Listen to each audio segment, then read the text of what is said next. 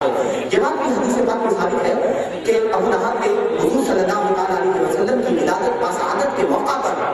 غیر مستند بات نہیں ہے، بخاری شریف اٹھا کے دیکھیے، بخاری شریف میں یہ حدیث پاک موجود ہے۔ حضرت عباس رضی اللہ تعالیٰ عنہ فرماتے ہیں کہ مجھے ابو لہب خواب میں ملا، میں نے کہا بھائی تیرا کیا حال ہے؟ اس نے کہا بڑا ہی برا حال ہے، لیکن ایک بات ضرور کہتا ہوں کہ مجھے پیر وار کے دن، سن لیجیے،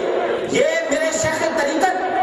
بابا جی سید میر طیب علی شاہ بخاری سجادہ نشین آستانہ علیہ حضرت کرما والا شریف نے آج سے 15 سال قبل سنایا تھا کہ سن لو میلاد منانے والوں کہ اس ابو لہب نے کہا کہ مجھے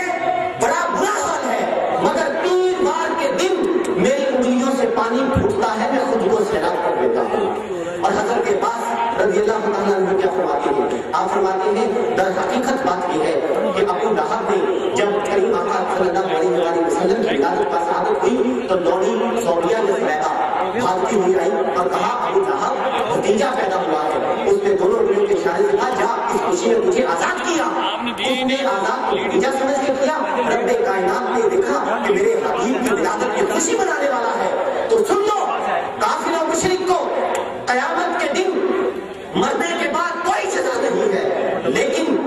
یہ حدیث پاک سے ثابت ہے، بخاری شریف میں موجود ہے کہ اس نے کہا کہ مجھے پیر وار کے دن انگلیوں سے پانی ملتا ہے، ان کو سیراب کرتا ہوں۔ تو یہ بات بھی ثابت ہے کہ اللہ تبارک و تعالیٰ عز و جل کسی کے لیے چاہے تو قانون میں تبدیلی بھی پیدا فرما سکتا ہے۔ تو یہ اللہ مالک کا بھی ایک تسلسل ہے کہ وہ ان کی بارگاہ میں کوئی بھی آ جاتا ہے وہ اس کے لیے دعا کرتے ہیں۔ تو جناب کھتری حضرت صاحب کرما والے رحمۃ اللہ تعالیٰ علیہ کی بارگاہ میں کھڑا تھا، وہ آپ کا خادم تھا، وہ لنگر پیستا تھا اور لنگر پکاتا تھا، اور جو غیر مسلم آتے تھے ان کو لنگر کھلاتا بھی تھا۔ تو وہ پنکھے سے ہوا دے رہا تھا، حضرت صاحب کرما والے رحمۃ اللہ تعالیٰ علیہ نے اس کی طرف دیکھا تو اس کے چہرے پر پریشانی نظر آئی۔ تو یہ کریم تو اس کریم کے صدقے سے اتنے کریم ہوتے ہیں کہ یہ کسی کے چہرے پر پریشانی نہیں دیکھتے۔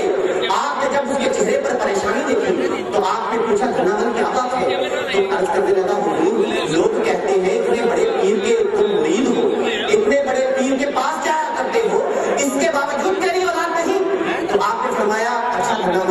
مسکرائے، خاموش ہوئے، اور تھوڑی دیر کے بعد حضرت کرما والی رحمۃ اللہ تعالیٰ علیہ نے ارشاد فرمایا جا دھنامل رب کریم تجھے بیٹا عطا کرے گا۔ اور اس کے بعد دھنامل نے جب یہ بات سنی خوشی سے چہرہ اس کا چمکنے لگا، بڑا ہی خوش ہوا، اس کے بعد خاموش کھڑا رہا۔ لیکن یہاں تو جب خزانے بٹتے ہیں تو اس وقت کوئی اختتام نہیں ہے، کوئی قید نہیں ہے، اور میں آپ سے کہوں گا کہ آج حضرت صاحب کرما والے رحمۃ اللہ تعالیٰ علیہ کا عرس ہے، تو یہاں پر اپنے دامن مراد کو پھیلائیے، اپنی جھولیوں کو پھیلائیے، کیونکہ اللہ کے یہ ولی جب رب کائنات سے عرض کرتے ہیں تو رب کائنات جھولیوں کو بھر دیا کرتا ہے۔ لیکن سن لو کہ ان کی بارگاہ میں اگر کوئی جھولی کو پھیلا کے آتا ہے تو اس کی جھولی کو ضرور بھرتے ہیں۔ بات وہی ہے کہ جو جس نیت کے ساتھ آتا ہے کہ اس نیت سے اس کو عطا بھی کرتے ہیں۔ اور خناور کی بات چل رہی تھی، اس کے چہرے پر خوشی آئی، اور جب خاموش ہو گیا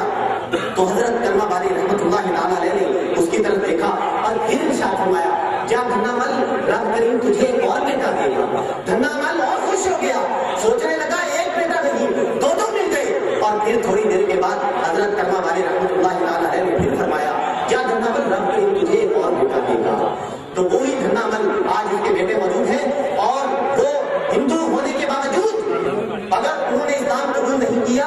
لیکن ان کے دل آج بھی حضرت صاحب کرما والی رحمۃ اللہ تعالیٰ علیہ کے طریقت پر جھکتے ہیں۔ اور یہاں پر آ کر دھنامل کھتری کا خود اس کے بیٹے کا بیان ہے، جو کہ پہلے اس کا نام بڈھا مل تھا، اس نے کہا کہ مجھے میرے والد نے ایک طرف چار پائی کی پائنتی کرنے سے منع کیا تھا کہ کس طرف ٹانگیں کبھی نہ کرنا۔